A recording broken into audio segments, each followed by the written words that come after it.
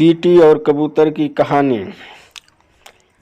एक नदी के किनारे एक पेड़ था। उस पेड़ के जड़ों के नीचे एक चींटी रहा करती थी। उस पेड़ के ऊपर ही एक घोंसला बनाकर एक कबूतर भी रहा करती थी। एक दिन की बात है, चींटी पानी पीने के लिए नदी की ओर गई। नदी में एकाएक बहाव उठा और चींटी पानी में डूबने लगी। चींटी अब डूबकर मरने वाली ही थी, तभी कबूतर की नज़र उस चींटी पर गई।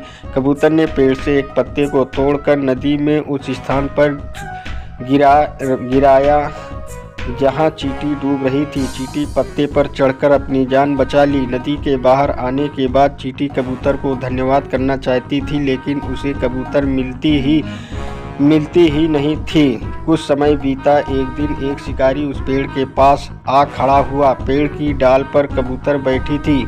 शिकारी ने अपने धनुष से कबूतर पर निशाना लगाने वाला ही था कि शिकारी को चींटी ने देख लिया। चींटी के लिए यह ऐसा समय था जब अपनी जान पर खेलकर कबूतर की मदद किया जाए। चींटी जल्दी से शिकारी के पास जाकर शिकारी के पैर में काट लिया। चींटी के काटने से शिकारी का निशाना चूक गया। तीर कबूतर को न लगकर पेड़ के एक डाली को जा लगा। कबूतर जल्दी से वहां से उड़ गई। इधर शिकारी के पैर में काटने के बाद चींटी अपने बिल में घुस गई। शिकारी ये सब कुछ बस देखता रहा। कुछ दिन के बाद वह कबूतर चींटी से मिली और चींटी को धन्यवाद कहा। इसके बाद वह एक अच्छे दोस्त बन गए।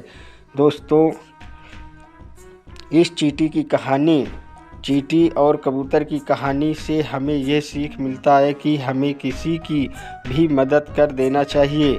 हमें यह नहीं सोचना चाहिए कि हमें मदद के बदले क्या मिलेगा।